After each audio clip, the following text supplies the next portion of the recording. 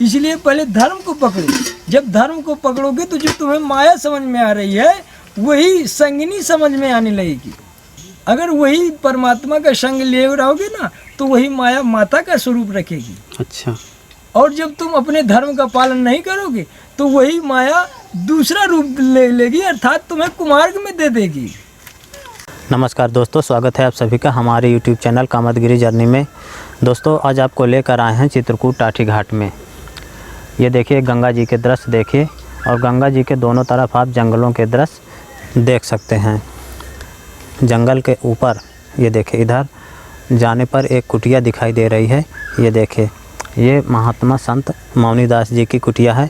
अभी वो इस समय ध्यान अवस्था में है, भजन कर रहे हैं, लेकिन जब वो भजन से खाली होंगे तो आपको उनके दर्शन अवश्य करवाएंगे। तो आइए सबसे पहले आपको उनकी कुटिया तक ले चलते हैं और दिखाते हैं कि वो किस तरह की कुटिया बनाकर रहते हैं। तो आइए चलते हैं कुटिया की ओर। ये ऊपर जाने का रास्ता है, और ये देखिए ऊपर सरपत की कुटी बनी हुई है, बहुत सुंदर कुटी है, और बगल में पन्नी का तंबू तानकर महाराज जी भजन करते हैं। तो आइए कुटिया की ओर सीधा चलते हैं। ये देखिए इस तरह के रास्ते हैं, मिट्टी को काटकर यहाँ पर सीढ़ियाँ बनाई गई हैं। ये देखिए दोस्तों, ये महाराज जी की एक सरपत की कुटी बनी हुई है जो भक्तों ने बनाई हुई है, और इधर महात्मा जी ध्यान अवस्था में इस पन्नी के तंबू के नीचे बैठे हुए हैं। दोस्तों आपको बता दें कि ये 12 ब्रह्मचारी संत हैं जो वर्षों से इस एकांत क्षेत्र में तपस्या करते आ रहे हैं। जब ये ध्यान अवस्था से बाहर आएंगे तो आपको इनके दिव्य दर्शन जरूर करवाएंगे और साथ में इनसे सत्संग भी करेंगे। कोई भी स्थिति में हो, पहले उसे अपने धर्म का पालन करना चाहिए जी। सनातन धर्म में उसे क्या निर्देश करता है? पहला वर्ण धर्म सबसे पहले लागू होता है। शास्त्रों में आया है जो वर्ण धर्म छोड़ देता है उसका जो है मन और चित्त, जो जितनी भी इंद्रियां हैं ना, ये समझे कि आत्मा तक उसका तिरस्कार कर देती है। इसलिए सबसे पहले उसे सनातन धर्म को धारण करना चाहिए, अपने वर्ण धर्म का पालन करना चाहिए। माया तो परमेश्वरी है, माया जिससे लगी है उसका परमेश्वर से मिलन होगा। वो स्वयं ही अपने अंतःकरण में परमात्मा का चिंतन करे और यथाउचित ग्रह के जो भी कार्य है ना, समय समय पर उनका भी विधान करता रहे। ऐसा कहीं भी नहीं पाया गया है कि तुम परमात्मा से मिलने के लिए सोचो और उसकी धर्म व्यवस्था को भूल जाओ। इसलिए पहले धर्म को पकड़ो। जब धर्म को पकड़ोगे तो जो तुम्हें माया समझ में आ रही है वही संगिनी समझ में आने लगेगी। माया का मतलब है प्रकृति।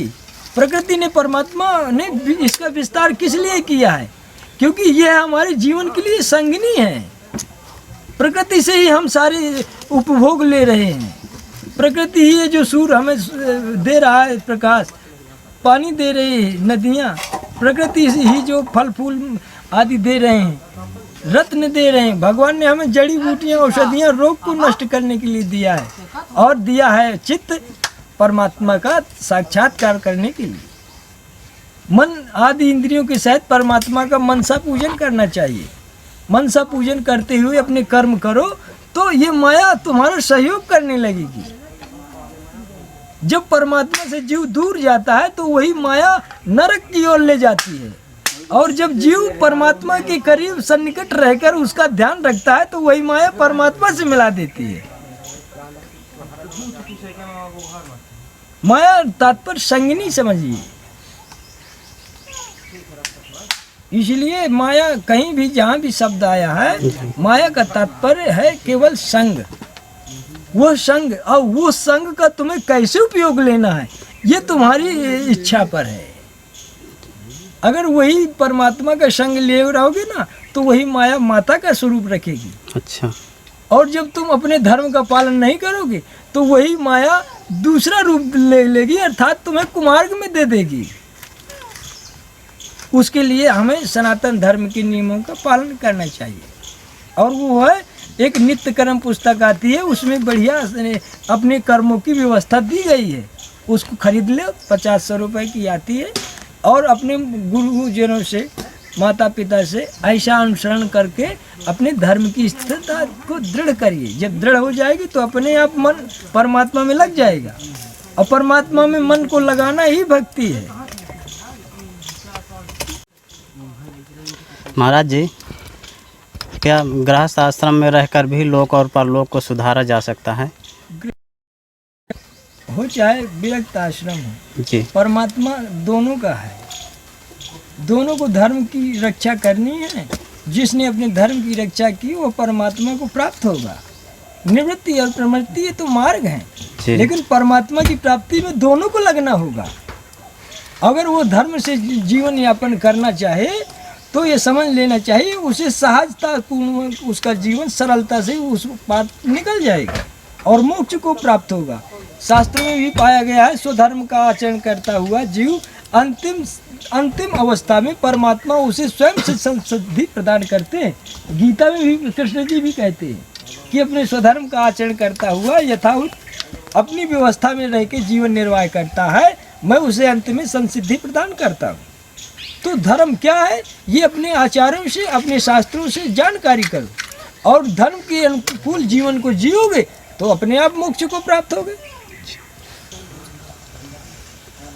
महाराज जी, आपके शिष्यों ने बताया कि यहाँ भालू, शेर वगैरह भी आते हैं। तो जंगल है, जंगल में जानवर तो स्वतः रहेंगे ही नहीं जी। अब जंगल में नहीं रहेंगे तो कहाँ रहेंगे जी। प्रत्येक प्राणी के लिए तो कहीं न कहीं निश्चित है ही है ना स्थान, तो उनके लिए जंगल निहित है, तो जंगल में तो रहेंगे जी। हमला नहीं बोलते यहाँ।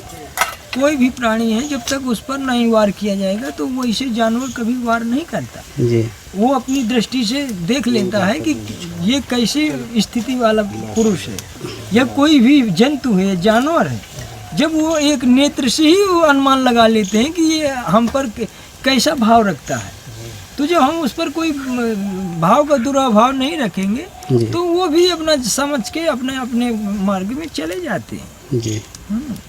इस स्वरूप की प्राप्ति हो जाए, इसीलिए परमात्मा का स्वरूप निहित किया जाता है हृदय जी, कि वह स्वरूप निहित हो जाए जी। अगर वो परमात्मा का स्वरूप निहित हो गया तो मुक्ति, और नहीं जो स्वरूप हृदय में रह जाएगा वही स्वरूप में उसको उसी योनि में चला जाएगा। ये इसलिए भजन में भगवान का, हाँ, इसीलिए दिन रात करना चाहिए कि न जाने कौन सी क्षण में श्वास निकल जाए जी। इसलिए हमेशा परमात्मा का ध्यान रखना चाहिए। महाराज जी, परमात्मा को तो देखा नहीं तो कैसी छवि उसमें हृदय में आती है? परमात्मा को शास्त्रों के द्वारा जो अवलोकन किया जाता है जी, ये हमारे ऋषि लोग एक संविधान के रूप में जो लिख गए हैं जी, वो उनका अनुभव ही है जी। ऐसा शास्त्रों में आता है कि जो भी शास्त्र में लिखा है वही प्रमाण माना जाता है। अच्छा। गीता में भी कहते हैं कृष्ण जी से अर्जुन जी कि जो भी हम तुम्हारे बीच में जो संवाद की स्थिति आई है जी, इसका प्रमाण केवल शास्त्र है जी। तो शास्त्र में जो प्रमाण है, स्थितियाँ, स्वरूप है, उनका अवलोकन करना चाहिए जी। जन्म जन्म मुनि जतन कराही, अंतराम कहीं आवत नहीं। हाँ, तो ये अभ्यास है, जैसे करते रहे जन्मों जन्मांतर तक जी, तो कुछ प्रारब्ध रह जाता है शेष। अच्छा। उसके लिए परमात्मा उसे बार बार जन्म देते हैं कि वो प्रारब्ध भोग करके जो मेरी शरण में आया है उसे मैं शरण में लेता ही हूँ। अच्छा। लेकिन कुछ प्रारब्ध रह जाता है, इसलिए उसे बार बार जन्म लेना पड़ता है जी। हाँ, कर्म का ही भोग होता है। जब तक कर्म पूरा नहीं हो जाएगा तब तक परमात्मा उसे बार बार जन्म देता है जी। और जब कर्म पूरा हुआ तो फिर अपनी शरण में ले लेता है जी। हाँ, और उसका अभ्यास जैसे प्रगाढ़ हो जाएगा तैसे उसे अपना लेगा जी।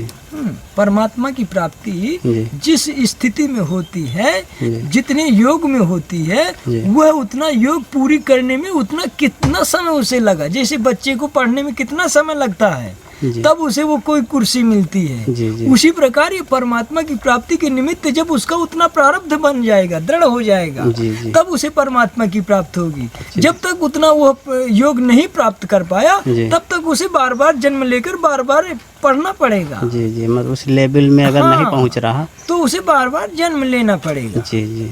ऐसा ही जैसे क्लास का सिस्टम है, ऐसे परमात्मा की प्राप्ति का भी सिस्टम है जी।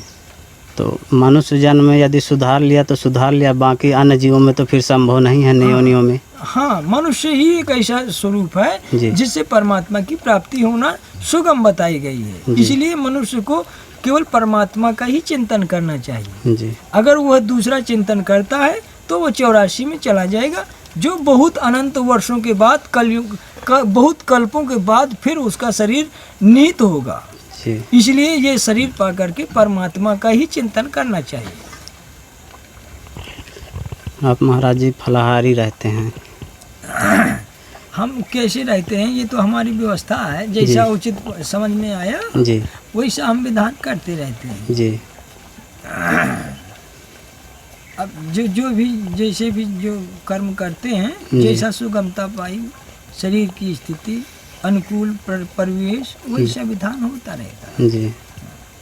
हाँ, तो जनेऊ करा ले, अच्छा यहीं आ जाओ, यहीं करा दे हम तुम्हारा जनेऊ, यहीं भजन करो।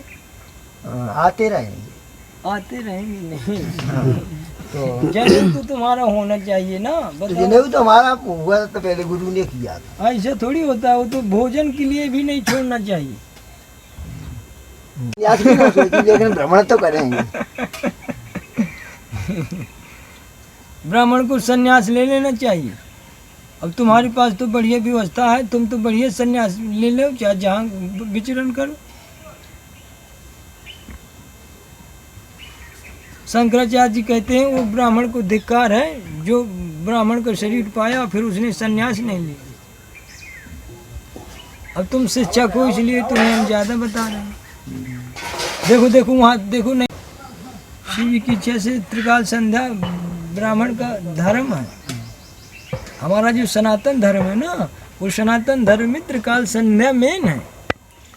सुबह सूर्य नारायण निकलने के पहले एक संध्या करो, एक दोपहर को 11:30 से 12:30, और शाम को जब सूर्य अस्ताचल में आए।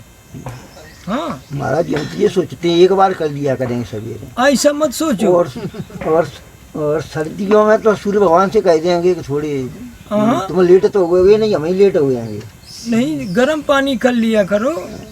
नहीं, जो व्यवस्था कुछ प्रारब्ध की ठीक नहीं होगी तो देखो पैसा मिल रहा है, फिर अगले जन्म में बैल बना देगा भगवान।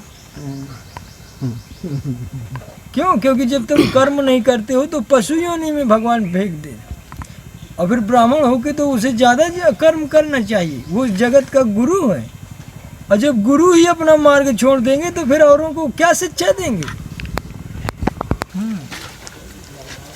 तो महाराज जी अभी यहाँ पर यज्ञ होना है? हाँ। अच्छा।